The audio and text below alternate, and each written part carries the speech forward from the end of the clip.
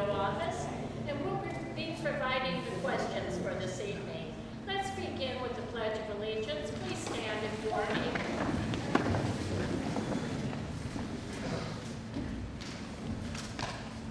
Pledge allegiance to the flag of the United States of America and to the republic for which it stands, one nation, under God, indivisible, with liberty and justice for all. Welcome everyone to the candidate forum for the general election on November 2nd. Polls are open from 7 a.m. to 7 p.m. and the location for Barefoot Bay is at Building D&E, which is at the golf course complex. Tonight, 3 candidates for the Board of Trustees are here to provide their viewpoints on the prepared questions. The questions have not been provided to the candidates in advance. The CVO is happy to provide this opportunity for the community to meet the candidates, to learn more about them. Please welcome candidates Earl Brinker,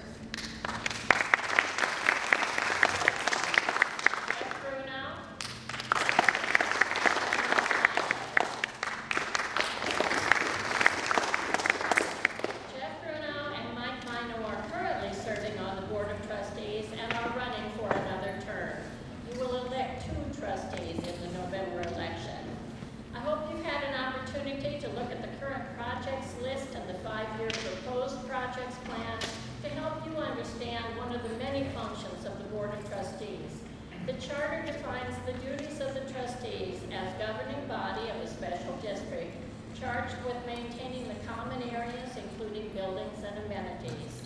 Each year, the community manager and department managers prepare a budget based on needs for their specific departments: administration, finance, food and beverage, golf, property services, and resident relations. The Board of Trustees reviews these proposals and adds their input for capital projects for the year. An estimated figure of $200,000 is set aside for capital projects with a contingency fund established to cover changes in the scope or cost of projects after the project is planned, bid, and in process. The money set aside for capital projects does not change the departmental budgets that cover payroll, insurance, cost of goods, maintenance, repairs, and other departmental costs. Each department budget and each capital project budget are fully funded by assessments, revenues from food and beverage, golf, and also resident passes and fees. Trustees are charged with determining the projects, the timeline, and the priority using the resources and advice of the community manager and department managers. The payroll includes full and part-time employees, approximately 100. Legal counsel and the community manager are contracted, and that funding is separate from payroll. Elections for trustees are part of the general election process each November. Candidates for trustee must follow all requirements for all candidates for government offices and are required to provide the same financial reporting. With this brief introduction to the government side of the life at Barefoot Bay, let's begin with the forum. Each candidate will have 3 minutes for introductory remarks. The trustees will rotate, with the first question going to Earl Brinker, the second to Jeff Brunau, and the third with Mike Mino, and continue through that rotation. Each candidate will have 3 minutes to respond to the question. If there is a rebuttal needed, the candidates will have 1 minute to respond. We will begin with the candidates' introductory remarks and tell us why they are running for office. Please limit your introduction to 3 minutes, beginning with Earl Brinker and Jeff Brunau and Mike. Thank you. Good evening, everyone out in the audience and the people at home. My name is Earl Brinker. I am running for 3 main issues. Number 1 is physical responsibility. Number 2 is I am a voice of reason. And 3, I am a homeowner's trustee. By that I mean You can all call me anytime, stop by the house. Now, a little history on me. Before retiring, I was a business owner and general manager of 3 automobile franchises. Since moving to the Bay 8 years ago, I have been a director of the HOA. I have been a member when we had committees, the Finance Committee and 3 other committees.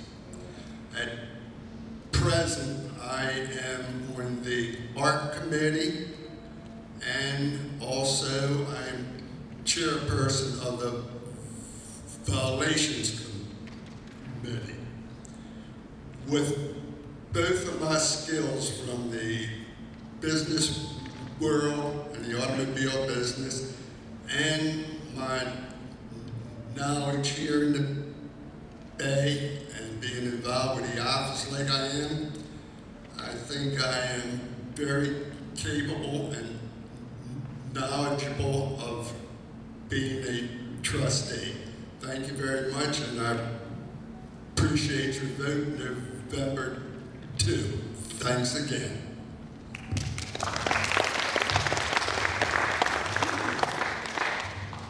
Hi, I'm Jeff Grunow, and first I want to thank the previous board for allowing me the privilege of filling Roger Compton's unexpired term. It's been an honor to serve, and it's been a great learning experience. My background is I grew up on a 300-acre white potato farm in southern New Jersey, and there a lot of the world revolved around common sense. And I really think that's one of the things I bring to the board is a common sense approach. I went to school in 1976 and got my registered nurse degree, and then I got my master's degree in nursing in 1980. And of course, in those days, not many men were going into nursing. The mothers of nursing would always say to me, "Why are you doing this?" And I would say, "Remember the program Emergency on television, the paramedic program? I want to be Dixie, the nurse that trained paramedics." And my whole goal to go to nursing school was I wanted to train paramedics for my career. And that's pretty much what I did. As time went along, I built the paramedic program in the 80s for central New Jersey. I built the paramedic program in the Kentucky Appalachian coal fields in the early 1990s, back in the days when they would FedEx test people. Then from there, I went down to Charlotte in the late 90s, built the paramedic program for the Charlotte, North Carolina region, and then finally ended up out in Ogden, Utah, which is north of Salt Lake, and put paramedic programs into rural Wyoming, rural Montana, rural Nevada, rural Colorado, and that's from whence we retired. Having a healthcare background, I look at things from a triage point of view. When it comes to the budget, I look at what is absolutely triage to red. What do we need to do right now? We'll look at triage to yellow. What can wait a little bit? Triage to green, well, it's a nice idea. Maybe we'll have to go to next year. And so I use a lot of my healthcare background in making decisions. And again, try to do the best for the most of the residents. So over the last 14, 15 months that I've filled the unexpired term of Roger, I hope that I have given the Bay communications. I have always been open for people to contact me, come to the house, email me, phone me. I have particularly enjoyed being over at the CVO Thursday mornings from 10 to 12, and really enjoyed folks coming over and chatting. So with that, I'd like to vote on November 2nd, and thank you for the opportunity to serve.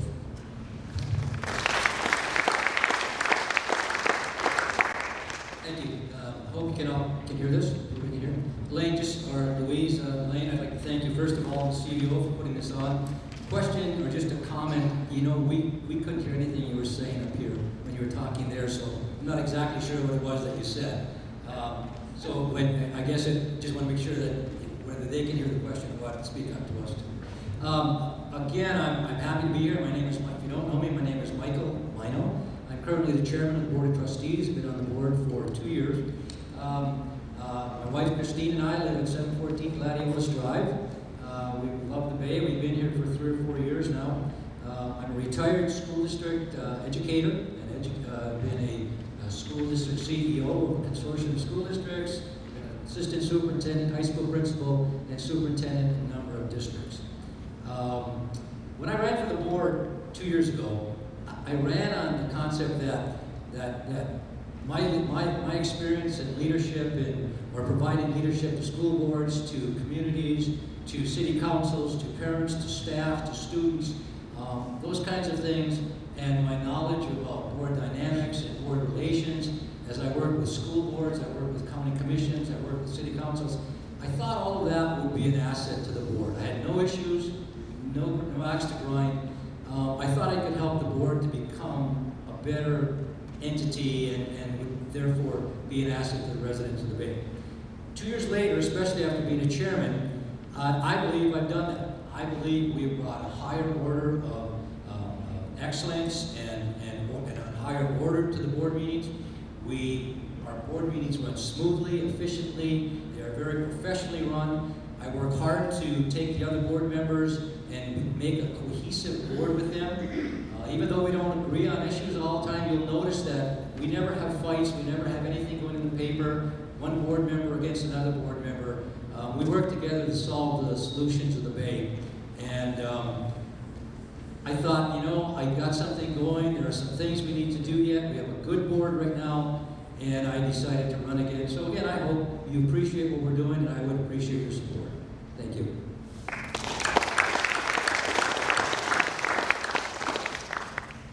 The first question that we have is going to start with Pearl, and then continue on. This question was the first question that we got in at the CVO, so this was interesting. The Board of Trustees, as policy, do not enter into a question or answer debate situation with individuals who have input at the Board of Trustee meetings during the audience participation portion.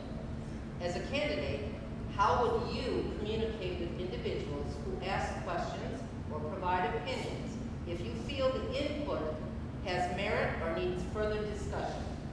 Did you hear? You're talking about public audience participation? Yes, yes. Audience participation. Okay, all right. Did you hear it? Can you do it again? Sure.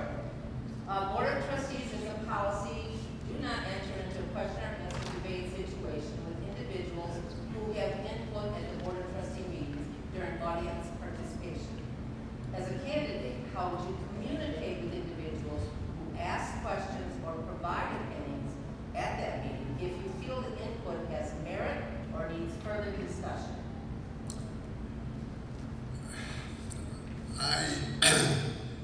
I believe wholeheartedly in audience participation. And in all honesty, I would talk to this homeowner after the meeting is over with and get his opinion or his problem or question. I agree with the trustees not to go back and forth and get into an argument. It's better, I think, afterwards. I will hang around, I will talk to the guy, or woman, I'm sorry. So that's how I feel. Thank you, Lord. Jack? It's an interesting question, and there's numerous ways you could go about this. I like what we've done with our current meetings, whereby we don't have the back and forth, back and forth, back and forth. As Chairman Mino will say, it's a business meeting, and by the time we get to the business meeting, the agenda has been set, the staff work has been done, the background work has been done by the trustees. So I like the audience participation the way we have it. The only thing I would do different would be if we're talking about buying a new pickup truck, then the audience participation for for the new pickup truck comes up when we talk about that. Some nights if we have large agendas and we have like 13 items in new business and somebody has talked about it back in audience participation, that's a little bit far off. So the only thing I would do is I would move that audience participation to closer to when the agenda item comes up. I certainly support our town halls. We have a town hall coming up Thursday night, tomorrow night. And the last one we had in the summer was outstanding. We had good dialogue with the public back and forth. We got a lot done on revising the board trustee terms from 2 to 3 years and changing the election cycle from 2 years to 1 year, to 1 year, and to another year. We found out with the public, the 7-member board was absolutely nixnay. So the thing is, tomorrow night, we have a full-blown town hall, wide open conversation. That's the best spot for that kind of dialogue. But other than that, I think that I would appreciate people either emailing me, call me, stop over to the CVO and talk to me. I've had people stop by the house. I've even visited other people's houses. I would rather know the concern of the public before we get to the item than after we get to the item. Thank you. And how many minutes did you say we have to answer these questions? We didn't get it. Was it 3 minutes, 2 minutes? 3 minutes, okay. Again, it's a good question, and we've had it brought up a number of times. And a couple of things you have to remember. We are a representative government. We're not a democracy. Everybody doesn't get a chance to vote. You get a chance to vote for a representative, that person represents the Bay or your site. The purpose of our meetings, again, as Jeff said, is a business meeting. We have a meeting held in public, but not with the public.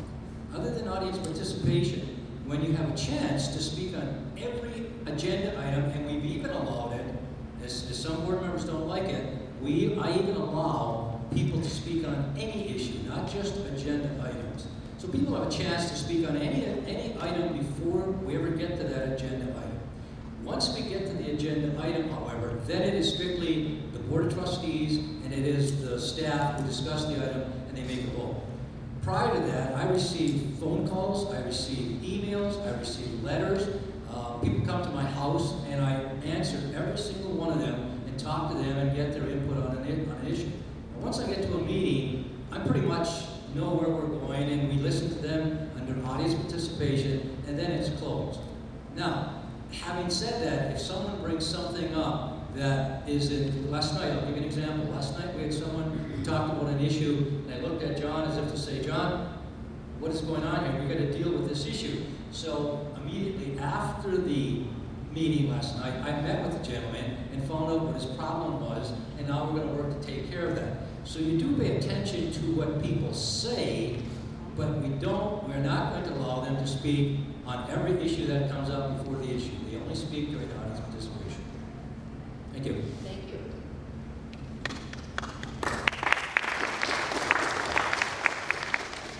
Well, you don't have to clap for that. Some don't like that. I'll give you the question and then I'll turn it over to them so you get an extra second. Florida and federal changes to the minimum wage laws have impacted budgets for all employers. What is currently being done within the recreation district to address these issues? The next question is for Mr. Grunow to begin. Florida and federal changes to the minimum wage laws have impacted the budgets for all employers. What is currently being done within the recreation district to address these issues? First off, this is a huge concern. When Florida made the constitutional change whereby we will be at $15 an hour by 2026, that impacts Barefoot Bay tremendously. Now, I remember John Coffey telling the board one day that up in West Melbourne, where he lives, there was only three part-time employees. So the minimum wage did not affect them too badly. However, Barefoot Bay, most of our employees are part-time, and this $15 an hour wage is going to affect us drastically. A couple things that we've already talked about as a board is that there's what we call compression of salaries. In other words, if we start paying the folks at the bottom of the pay pay scale more, when does it compress on the folks on the top of the pay scale? Right now, the last working plan amongst the board is that we want to hire an outside consultant to come in here and give us how do we fall with wages based on regional employment. And for the most part, there's a 10% to 30% wiggle room there in each category. What we want to do is we want to see what the consultant says on how much we actually need to raise. And some of that will be offset by the assessments, but we're not going to be able to make the assessments work because Commissioner Tobias has us on a consumer price index leash. So that's another compounding part of the problem here. So I think the first thing we need to do is get the survey done as to where this is going to take us in 5 years, see how much money we're going to need, and then start to take a look at how we work at that. As do we chip away at the assessment? We did raise the social access fee to $1,300, but the big thing is our first step is going to have to be how hard, how bad, how painful. Thanks. One of the things you have to understand, and again, Jeff and I are both on the board, so much of this was part of what I proposed and projected. One of the things you have to understand about our budget is that in Barefoot Bay, let's say we have a $7 million budget. We don't, and I'm used to having millions of dollars budgets and going into budget hearings with my staff and administrators and saying, okay, how can we cut the budget? You have to cut yours 10%, you have to cut 10%, et cetera, et cetera. In Barefoot Bay, we don't do that. In Barefoot Bay, we have a very stable budget. Our revenues are very adequate to fund all of the amenities, all of the common grounds, all the programs that we run. When we go into budget hearings, we then sit there and say, we have this much money left over, what can we do to make improvements to the Bay, or projects, or programs? So that's a plus for us, number one. Number two, however, when the minimum wage came in, and then we have the wage compression issue, which Jeff talked about, when that comes in, we now have a problem. So we either going to have to look at capital projects and reducing capital projects, or we're going to look at increasing revenues. One of the things we did, and I applaud Elaine for this because she got me convinced to do this, was we raised that social membership fee. We originally raised it from $750 this year to $800, and then we raised it to $1,300 for the 2022 budget. That brings in anywhere from $200,000 to $300,000 a year for the next 5 years. I think there's 1 year where it's going to be close. By the way, that's based on an average of 50 home sales a month in the Bay. We only based it, I believe, Jeff, on 35, if I'm correct. We didn't even base it on 50 new home sales. We based it on 35 a month. So we're looking at $200,000 to $300,000 each year. We approved that only with the condition that we would stipulate what the money was for. In other words, it wasn't going to just go in the general fund and start paying salaries for it. Part of the problem, however, is the wage compression issue. So we will, in fact, take part of that money each year and set it aside. Other than just capital projects, we will take it and set it aside to help us as we get to that $200,000 or $300,000 or $400,000 that we're going to need in the next few years for the wage compression issue. So, in addition to the survey we're going to have people do, we already are looking at that. We already are started dealing with it. We already are setting money aside from the social membership fee. So, it's going to be an issue. There's no question about it. It's not going to be easy, but I do not see us raising our amenity fees. I don't see us raising other fees. We may raise fees on one-time membership fees. For instance, we still have to look at renters. We still have to look at the third person who gets a badge in a home for a new home. We raised the original social membership fee up to $1,300, but that's only for 2 people. The other one is still $125, and it's been like that for a long time. Maybe we have to raise that. So it's not going to be fees that are going to be raised that will hurt current homeowners. If anything, it will be for all new homeowners, and we already are starting to put that money aside. Thank you, Mike. Next question, we will. Well, that was all right. You could have passed. Due to the fact that I am not a trustee, I will tell you what I know and I think. I understand the FY '22 budget, we're all right. When I talk to John, it gets into the FY '23 budget, of which those Mike and Jeff have brought up. I'll be fast. I think it's all over revenue.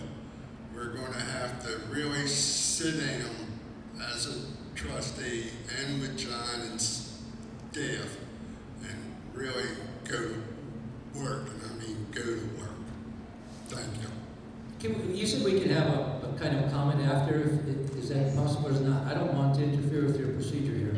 No. One thing you have to understand is that this issue, again, we are very, very healthy and stable in Barefoot Bay.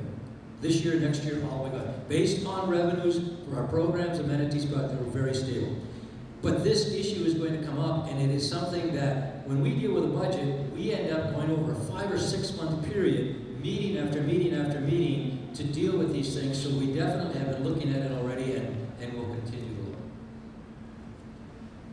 I was just going to say, it's not going to be easy, and right now you have a really consistent board that is looking at it, is well aware of it, and is well prepared to start taking on the challenges of compression.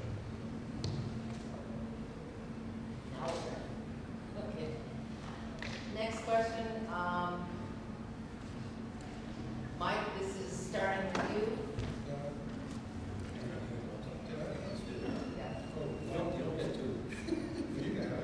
This is kind of more of the same. If elected, what would you suggest to accommodate future mandated increases or controls placed on the ability to raise the fees? And it's referring to tobacco. What would we do to deal with it? I'm not sure I understand the question. What would you suggest to accommodate the future mandated increases or controls that are placed on the ability to raise? And I guess the only mandated increase we're talking about right now is the minimum wage, and we've discussed it. And I hope everyone understands when we say wage compression, you all know what that means. I mean, we're talking about somebody who's been here for 12, 15 years, making $16 an hour, and all of a sudden, 3 or 4 or 5 years from now, somebody's going to be at 15, and this person may be at 17, and that's just not fair. We can't do that to our employees, and we're not going to do that to our employees. So we can't raise the assessment fee. We can't do that because we are tied to the CVO. There's no question, and that was a very, very good thing that the board did. I think Joe was on there at the time, that we saved ourselves a lot of headache when we agreed to buy us one. There's no question about that.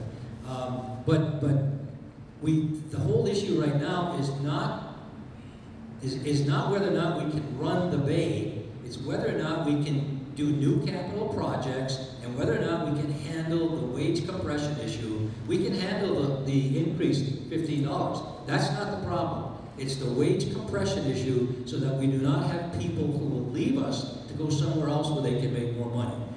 Again, I've gone through it and explained it already. We are already starting to look at how we can put money aside. We make, for instance, let me give you an example. Let's say the 2022 budget, we are going to do about 5 or 6 or 7 things that are on your list here, based strictly on that money that we are raising from the social membership fee. All right? But let's say the next year we bring in $350,000. We may say, okay, we're going to take $300,000, $200,000, and we're going to put it aside because we still have capital projects that we are doing under the normal budget. We just aren't going to do additional ones under that additional money. That's just like new money for us. So right now we can take it, put that aside, and it will continue for the next 5 years, that money. So again, that's the main mandate we're looking at right now, and we're doing everything we can to deal with it.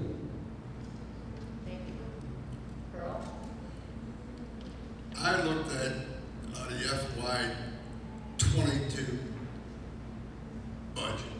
There's 3, as Michael just said, there's 3 categories that I talked to John about. You got a group of employees making $15 to $20. Then you got the next group that that are making 10 to 15. Then you have this group over here that are under $10, are making $8.45 or $9, whatever. It's going to be very tough moving people around when you're capped at $20. Personally, I think we got to take the cap off, but that's my personal opinion. Thank you. Thank you. Jeff? I think COVID made us look at things in a lot of different lights. I think one of the things that we need to take a look at is how do we staff food, beverage, and entertainment. I certainly believe that our assessment fees should go to entertainment, no doubt about it. We had a great crowd out there last night doing karaoke. They actually drowned out the board meeting. Some of them were pretty good, actually. But I think we need to take a long, hard look at where we're funding employees. And again, it's not going to be easy. So I think the first thing we need to do is see where the survey comes back as to where we're at and see how tough the situation is going to be. The second thing is I think we need to encourage novel solutions in food, beverage, and entertainment. I think we're going to have to look to save and shave every dollar where we can get it. And it may mean doing some things differently. But at this point, I don't see us winning any kind of a battle against John Tobias up at the county commission. I think if we take on John Tobias, that will be a very bloody and unsuccessful battle. So I don't think that's going to be the answer. I think we have to look internally to better procedures, and I think another thing we might want to look at is peak load staffing. And this is a term we had in the hospital. When you staff the hospital at its greatest utility or greatest capacity. So I think maybe what we need to do is we have to look at how do we run the bay between November and March? How do we run the bay between October or November and April? How do we run the bay over the summer when the least amount of people are here? So I think, again, we have to get creative and maybe make some changes in the fact that we staff for peak load staffing in the winter when the seasonals are down here, and then we cut back over the summer. Just different ideas, but I think we have to be open-minded to all kinds of ways to work at this. Thank you. Continuing with another question on employees, what do you see as critical in retaining current employees and supporting the employee benefits? The question beginning with Mr. Brinker, continuing with another question on employees, what do you see as critical in retaining current employees and supporting the employee benefits?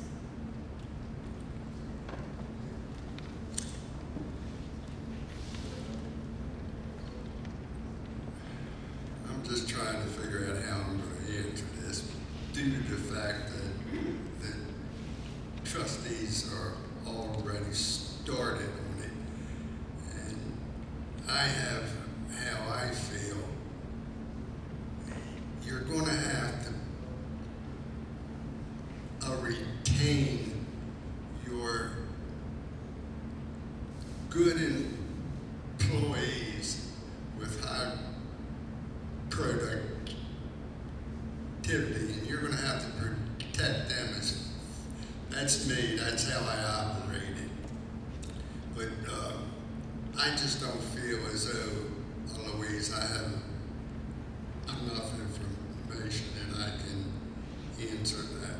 But I promise, if elected, I will give this issue my full attention.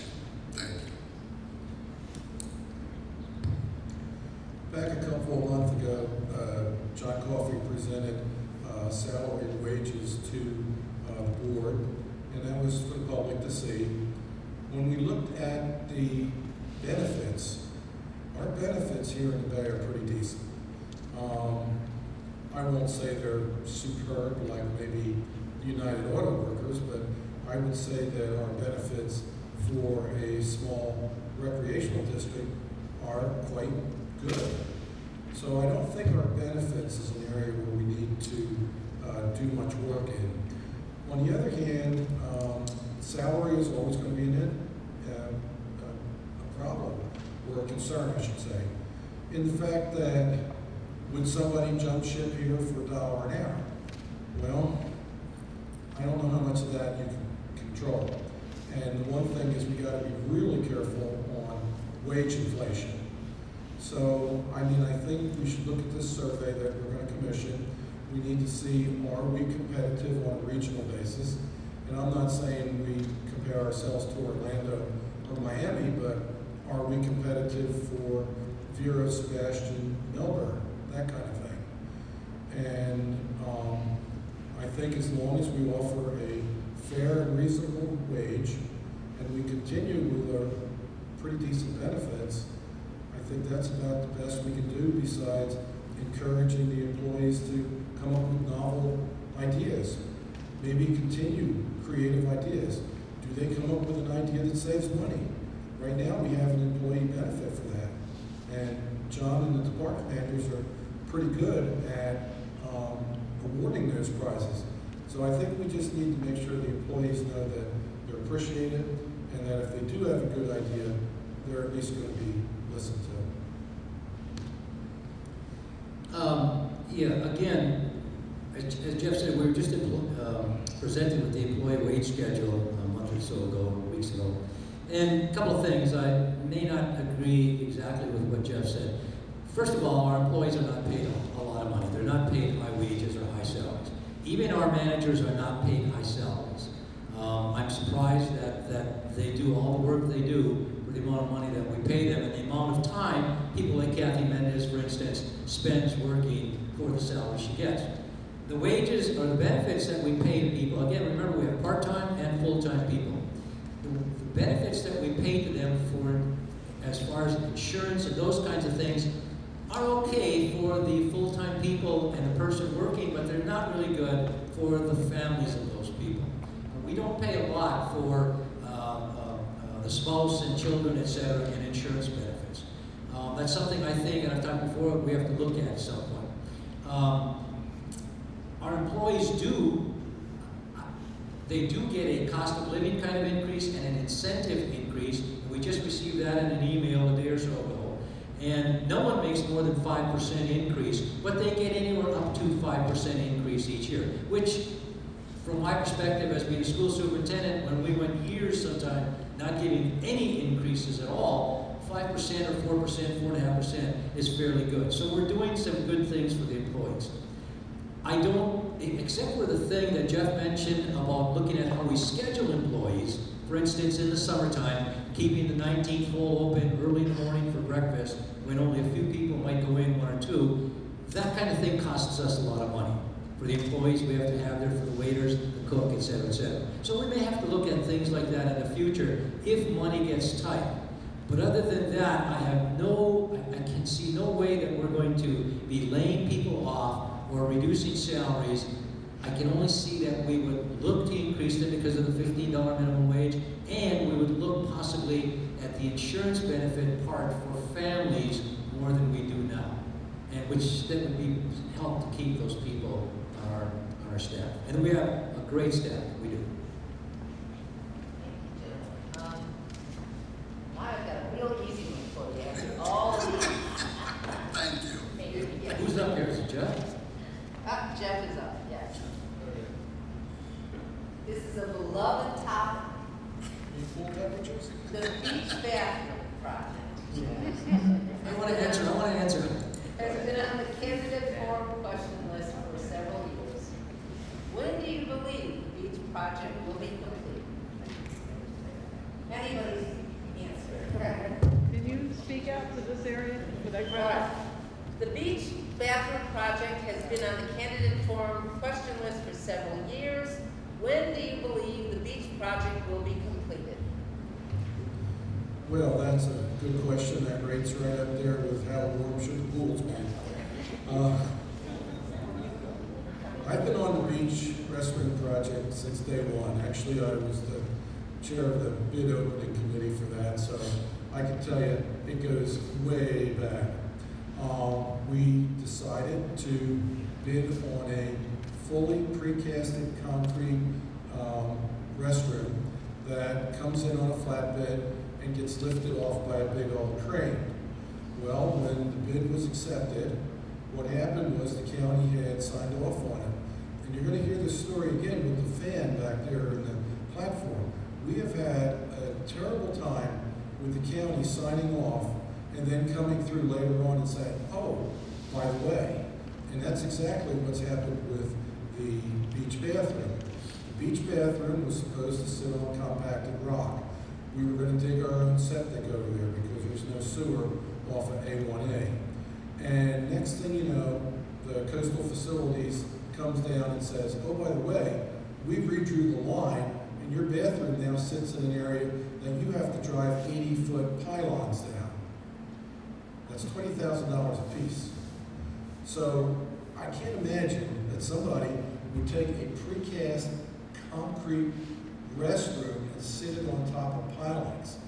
Let me tell you, if we get a hurricane bad enough to move a precast concrete toilet, there's bigger problems than it's going to be sitting on pylons. Now, the question is, when will it be done? The only thing I could tell you was Cliff said it was moving through the state approval processes and the county approval processes at last night's BOT meeting. He said that before he finishes his career here at Barefoot Bay, he'll have a more definitive answer for us. But right now, the answer is sometime in the future and hopefully soon. But what I can tell you is it's already bought. It's sitting up in northern Florida, and we're waiting on coastal area facilities review to say we can leave it out there. And again, it's very frustrating. If you want to see Matt get frustrated, you want to see John get frustrated, ask him about either that. See me get frustrated? Yeah, Mike get frustrated. The fact that we get stuff approved and they come through later on and say, oh, by the way, and don't have a really good answer other than I'm hoping early next year. A couple of things. As Jeff mentioned, we approved this way back in December of 2020 and then worked on it again in January 2021. We agreed to buy the building. The building's sitting up there in the parking lot.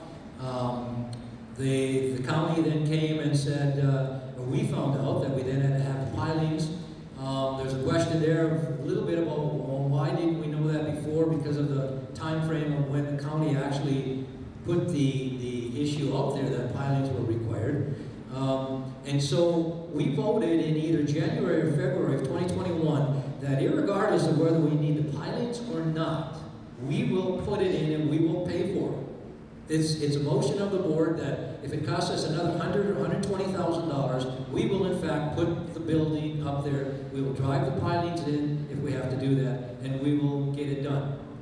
The problem has been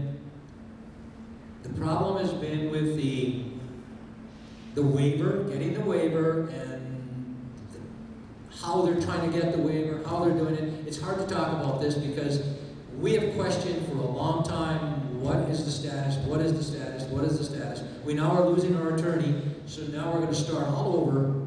And the first thing that the new attorney is going to do is either get us a waiver or we'll say the hell with it. We're just going to put the pilings in and we're going to put the building up. And so when is it going to be done? It's going to be done in the next few months. If I'm back on the board, then we get to it. What bothers me on this bathroom, it's paid $84,000. It's been paid for 9 months. And I agree with Michael. Whatever it costs, even though it probably, like he just said, it's going to be anywhere between 80 to 120. Let's just do it and get it done. And we did pass that as a motion, by the way. That's a motion of the board. Thank you. Next question will be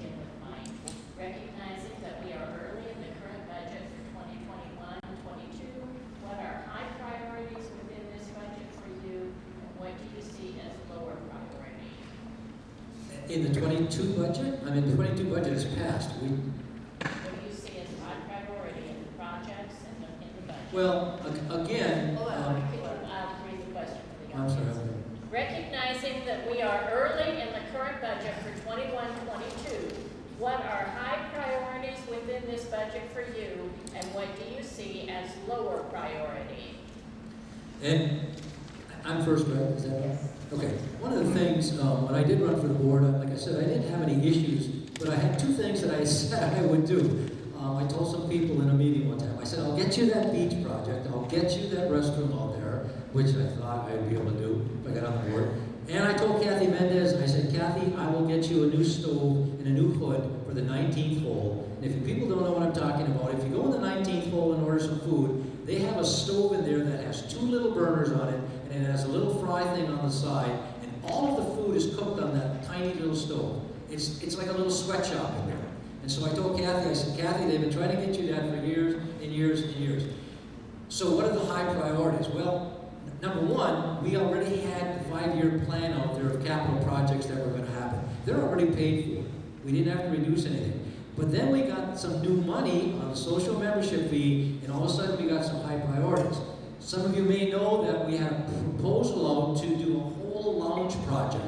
It was going to be a big $1 million loan, and it was going to be a big deal. We canceled that. We canceled that, and then we looked at the new money we were going to get and said, how can we piecemeal things at the lounge to make some improvements? So what are some priorities we have? Number one, we're putting in a lounge. You'll see it on the paper you have in front of you. We're putting in a lounge outside bar. We're putting in a kitchen trailer at the lounge where you'll be able to cook. It's a portable trailer. You'll cook any kind of food you want. Steaks, spaghetti, whatever you want will be able to be cooked there at the lounge now. We're going to resurface tennis courts. That's not a priority, but it's in this project list. We're going to put a walk-in cooler. We're getting rid of the heater building at Pool 1, and we're going to take that out and put it outside, and then we're going to put about 15 or 20 more tables at the lounge, and we're going to put a canopy over it. So now you're going to have room for 15 or 20 more tables with a canopy, keep the sun up, and that kitchen stove that we're going. Those are my priorities right now that we're going to make sure we get done, and we're going to do that, by the way, with part of that social membership money that we're collecting of $300,000. It's not going to cost anything out of the current budget to do that. It's all with the new monies that we're doing by raising the social membership fee. I hope that answered what I was trying to get at. Here again, I don't have enough information or knowledge to get into the projects. I look over them, but the things that Michael has said, I knew for years we've been trying to get it done. So I just don't know. I don't have the information. Do you have an opinion? Everybody's got an opinion. But it's start like Mike said about the kitchen up at the 19th hole. 5 years ago or 6 years ago, Lee Wright was a trustee. Go ahead. And my wife, who was a chef at Disney, had heart failure when she went into the 19th hole. It needed a stove then. And thank God Michael got it done, or the present trustees got it done. The thing at the lounge and moving the heater pump. Here again, I'll go back when Tom Gunther was on the board and Louise.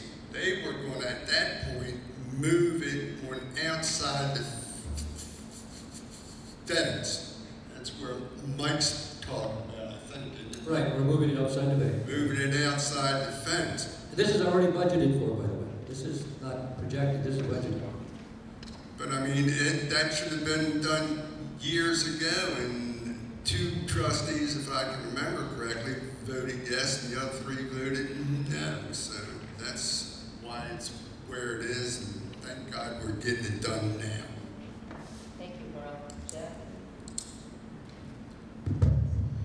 I have to agree with Mike, and being on the board, we do have priorities already set for this year. If you look at that outside box on your papers, that stuff is all funded and ready to go. Personally, I have a pet project in there, carpet the miniature golf course. The miniature golf course is really nice, except that you hit a ball on it and it goes somewhere else that you don't want it to go to. So, one of the things was, on my wish list, was the fact that we carpet that with some sort of AstroTurf, and I think it would get used a lot. And Mike also brought up another good point.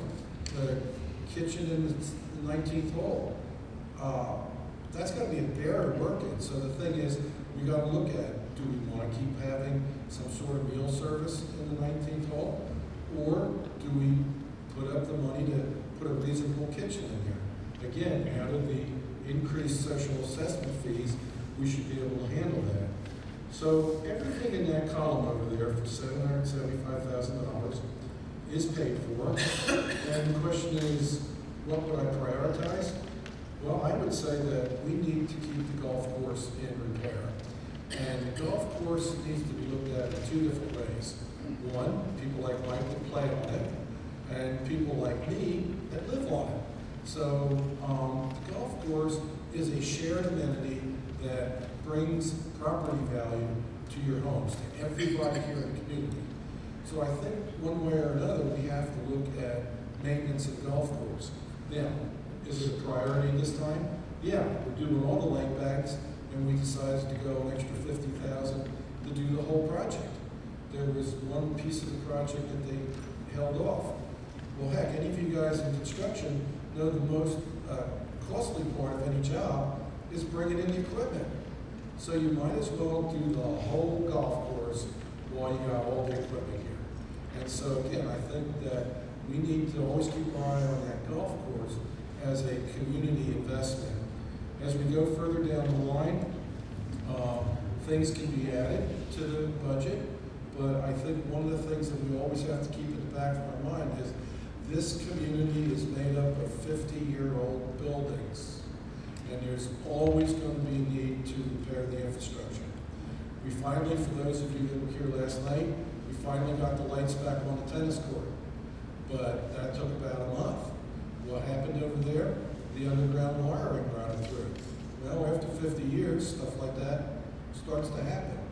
So the thing is, I think we've got a really good blend of projects. I think the current board has done a really good job in prioritizing the projects. Like I said in my opening statement, I'm all about triage, what ones need to be done.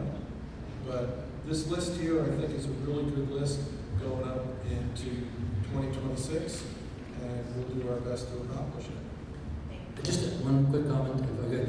As Jeff mentioned about the miniature golf course, we want to talk about priorities. Now that will be a priority to a lot of people because they'll see that and they will like it. The other thing is the tennis court. We're going to resurface the tennis court.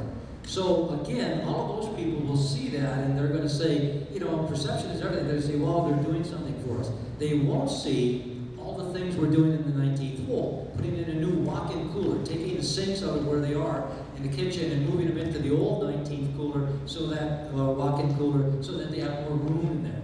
So those are things that were proposed in the past years that were going to cost a whole lot of money. We took them apart and piecemeal them and are going to get a lot of the same things done without any loans or increasing any amenities or fees or say.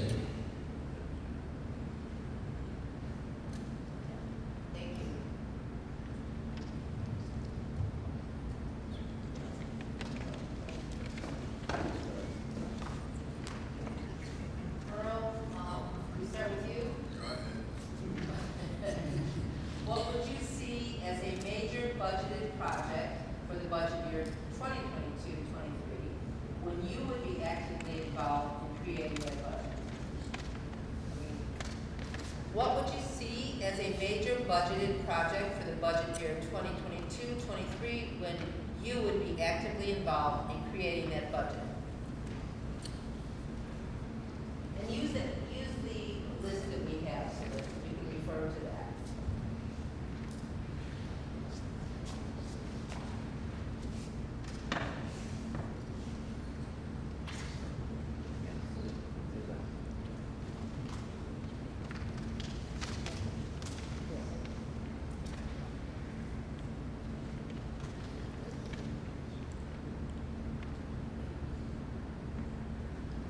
Is that question referring to projects, or is projects and then we're off the wages and everything?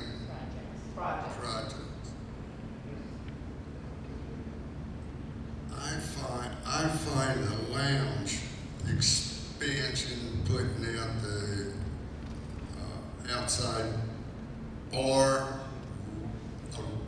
redoing the kitchen area, or Now, this what? is 2022-23. Oh, okay, well, all right. I'm sorry. That's okay, I'll reset.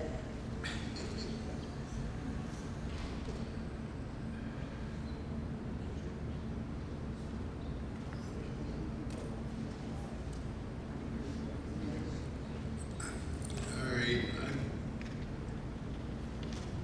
Golf course maintenance building, that's where isn't it? Like, ABM's in it. I haven't been back there lately, but the last time I was, it's actually a trailer shed or whatever to me. It goes back to aging in here, and all buildings are aging, and we just gotta puff them up, or fix them up, or go on with it. Thank you. Jeff? For the 22-23 year, the list is a lot of small items. And when I mean small, I don't mean insignificant, I just mean, I talked to you earlier about triage, triage to red. I look at this list for 22-23, and there's very little there in my mind that's triage to red, that it absolutely has to be done right away. With that being said, then you would have to say, okay, what project affects the most residents? And if you had to pick one off this Chinese menu, I would say it's replace the 19th-hole ceiling air handler. Does anybody want to be in the 19th hole over the summer without air conditioning? I don't think so. So if I would have to start going down on my common sense triage list, I would have to say the air handler on the 19th hole would be my first choice because it affects the most amount of people. I would have to agree with Earl about the maintenance building for the golf course. I did look at that, and that's pretty sad. Just to go change out blades on a mower is quite a feat over there. But again, just a short answer, since there's so many smaller projects here, I would pick the one that affects the most amount of the residents, and that's the air handler for the air conditioning in the 19th hole. You're talking about the largest priority you're talking about? That's going to come up, the largest priority we have that's going to come up in the 2023, 22, 24, 25, the budget, is in addition to the wage compression issue, is going to be the maintenance of the golf course, the maintenance of the softball fields, and the maintenance of the lawn bowling field. We're having some difficulty right now with ABM. We are working on this every single day, meeting with people. And the largest priority, the biggest thing that's going to be put on these budgets in the coming years are going to be green replacement at the golf course, maintenance of the golf course, maintenance of the greens, those kinds of things. That's going to cost us a lot of money over a number of years, but everybody, including staff, ABM, we're dealing with it now, the trustees, that is going to be the priority issue in the coming years. We cannot let that golf course go down the way it's been going down the last year or two, and This is going to be something that we will be looking at in the next few months with the company that is maintaining it. What can we do to maintain it, to make it better right now? And what can we do to project in the future how we have, and if you're not a golfer, you don't understand this, but we have some things that have to be replaced there, or it's going to almost be unplayable at some point. And so that is going to become a priority. We're doing fairly well right now, but the company has some problems, and things are changing, and we're not sure how it's going to work out. So it may involve some other factors other than just doing the maintenance, of course. But that is going to be the #1 priority in the next few years, as far as I'm concerned. Thank you. By the way, that includes the softball field and the lawn bowling. We just spent last night, was it $12,000, $14,000? $12,000 or $14,000 to repair the green on the lawn bowling green, it's called, I believe, Yes.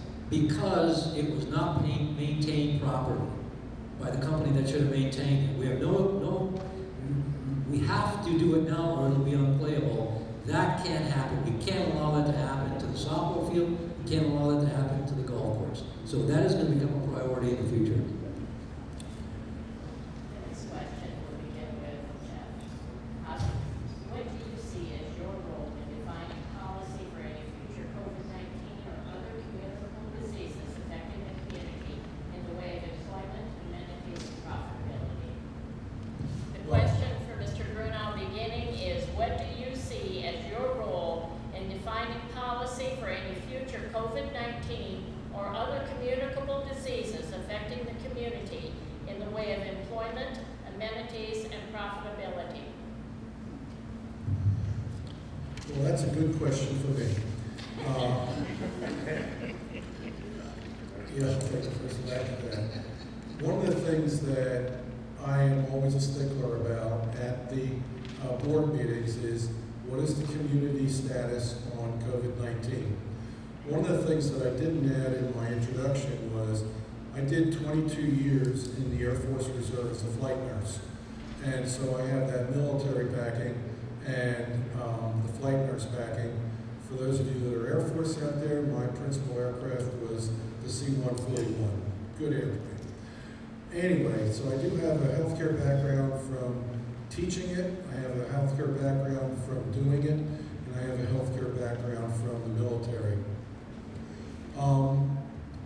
Right now, the board and the board that was appointed me have done a good job in reviewing our status every week. And I will always look at it from a healthcare, and I'll always look at it from a triage point of view. Last night, if anybody watched the meeting, my concern was, are we overspacing music bingo? In other words, we brought music bingo in. If you watch the board meetings, you know that I'm a proponent for outdoor activities. As much as we can have, let's do it outside. Let's even minimize the risk of COVID and a COVID derivation as we can. So if elected, I will be that pit bull on how do we keep our community safe from COVID. Overall, I would say kudos to John Coffey and the staff. I think Barefoot Bay gets kudos. I think we are a vaccinated community as a whole. And I think that everybody should share in the congratulations that we did not have COVID run through here like it ran through some other places. And again, is the war done on COVID? No. Is it going to be a battle every month for the next couple years, possibly? Yes. But I think the staff has done an excellent job, and I will be that watchdog at every Board of Trustee meeting. Difficult question to ask, but the first thing I will tell you is I got my 3rd shot. I got my booster. If you didn't get it, you want to get it, there's a little pharmacy right across from Home Depot. You walk in and they give you all 3. They have Moderna, they have Pfizer, they have Johnson & Johnson. Just go in and they'll give it to you. I believe in that. I truly believe in it. Number 2, if I'm going to make a mistake, I'm going to make a mistake on the side of safety. It's been like that through COVID. I've been a staunch supporter of being on the safe side. Even when people didn't like it, I said, I'm not going to. People say you don't have to worry about our health and our safety. Yes, we do. We have to do things, and the things we have control over, where we can say this is what we think will be the safe way to do it. I congratulate our staff also. John Coffey and his staff have done an excellent job. They come to us with recommendations, but if you watch our meetings, you will know that we don't necessarily just do what they say. The board says, no, we don't agree with that, let's do this.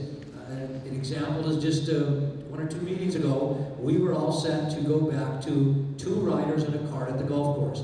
I had the board pass a motion because I felt strong about this, that we were getting people coming back from Canada, from the Far East, the Northeast, and some of them went to the Far East, yeah.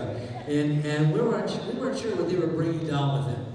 And I said, a lot of them are coming in October, so let's pass a motion and stay on the safe side and stay with a single cart, a single rider rule, which we did. So those are the kind of things that the board is always looking at doing. As a matter of fact, last night we passed that motion, another one, to now extend it to November 15th, I believe. So we're erring on the side of safety, and whatever happens, I'm going to always be the person trying to do that. Thank you, Mike. Earl? I also think staff, John Coffey and his staff, the trustees, they have been super cautious. I have a teenager who lives with me, and school is adamant about it. And what we, or they, have done, not I, they, is excellent. I mean, I compliment the trustees and staff. Thank you very much. Thank you. This is our last question, and it's a soft question, but it is, I think, a really important question. And we're going to start with Mike.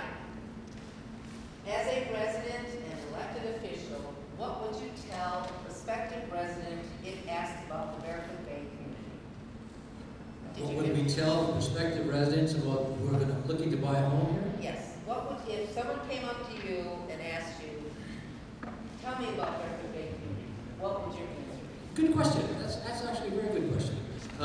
First of all, I never intended to come here. You have to know that. We lived in Michigan, retired twice. I sold my home, and I went out to Lake Havasu, Arizona, bought a beautiful home, had a big pool. My kids and my grandkids were in California.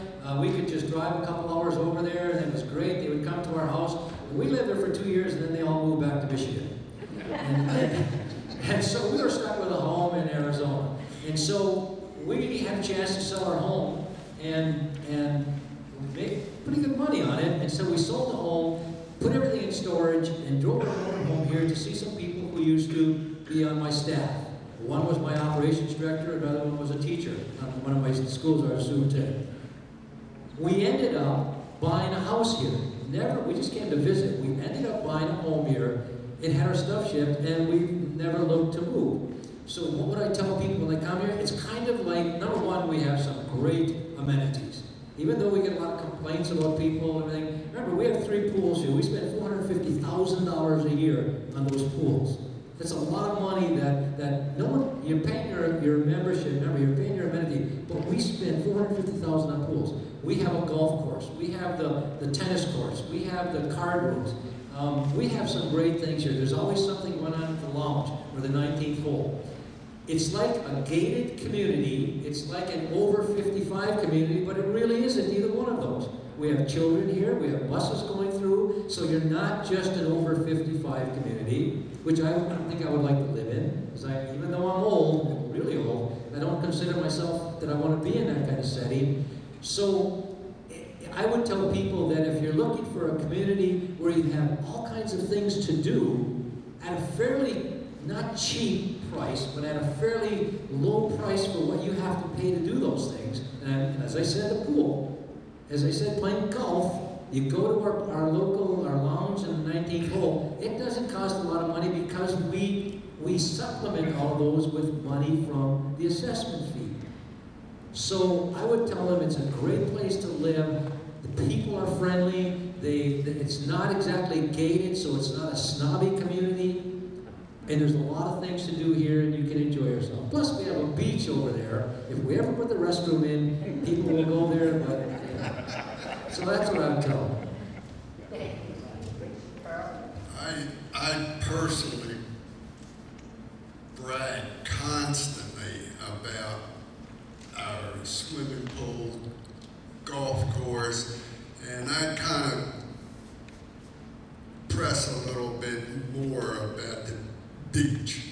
I think the beach is fantastic, and the golf course is so important to me personally to keep it up and do what Mike just said, because that's the value of, I have 2 homes in here, and it's very important to me to keep the value up on both of them. Thank you very much. Thank you. Jeff? Well, just like Mike, I hadn't intended to settle down here, but in the course of my paramedic education background, I got out to do what were accreditation visits. They were like peer review type things. And I had the opportunity to do what in the day was Brevard County Community College, and looked at their paramedic program, had the opportunity to ride with Brevard County Fire Rescue. So already I knew a little bit about the county and the quality of the services. Lo and behold, I ended up doing Indian River State College. The first year they had the state college, and I rode with Bureau Fire, and they were also a professional outfit. So long before I even knew Barefoot Bay existed, I knew this part of Florida really had their act together for fire rescue and emergency. We were out in Utah for 15 years. Got tired of shoveling snow. So that's why the Dart ended up in Florida. Her brother lives over on Oleander, and she came out and visited him for 2 weeks. And then she sheepishly came back and said, "What do you think about going to Barefoot Bay?" So I didn't know about Barefoot Bay, but like I said, I knew the area from accreditation visits and came out here. And like I told you earlier, I grew up on a farm. And when I walked into a home off of Barefoot Circle on the 8th fairway, it was over. Maintenance-free backyard, that was all that I needed. I watched Bruce go by, I watched the brother-in-law go by. But anyway, what would I tell people? I would tell people this is a unique facility. This is a unique opportunity. It is unique, like Mike said, we have a reasonable assessment. Look at what we've got here, the pools, the lounge, the entertainment. Over at the CVO, I have a group of people that come by, talk to me about the beach all the time. And believe it or not, one amenity that we have that really gets a lot of use but not a lot of attention is the pier. There's people out fishing on the pier at night. So the thing is, I think you can make the case that we have deed of restrictions, which preserves property value. I think we can make the case that we have the golf course, and I think somewhere along the line, like Mike said, I think we're going to have to delve into fixing some of the greens and holes over there. I think that's going to be the biggest future project. But I would say this is a unique community, unique people, unique activities, and once you get here, you'll never regret your decision. Thanks. Thank you. That's all the questions we have for the candidates tonight. I do want to thank them for their participation and thank the audience for being here. It's wonderful to have a group of people who are interested in what the candidates have to say. Especially thank you to Elaine and the CVO for arranging the event. Do the candidates have any final remarks? I think in our rotation, we must be back to whoever wants to go first. I don't have any. It's homework time. I'm going to say homework time. I'd just like to say again, it was an honor and a privilege to serve Roger's term. Certainly would like another crack at 2 years. And for those of you that followed the board meeting a while back, Cliff Reppinger made a comment about your current board is one of the strongest boards you've ever had. And while I would ask you for your vote, I would say vote for the incumbents. Thank you. In closing, again, been on the board for 2 years, been chairman now for a year. I think we have a lot of really good things going on. We have a very cohesive, we have a strong board. We disagree every now and then on things, but we work together. There's no arguing, there's no going back and forth between people. Everybody kind of has an open mind and looks at things. That's number one. Number two, we have a great staff. We have John Coffey does a lot of good for this community, he and his staff.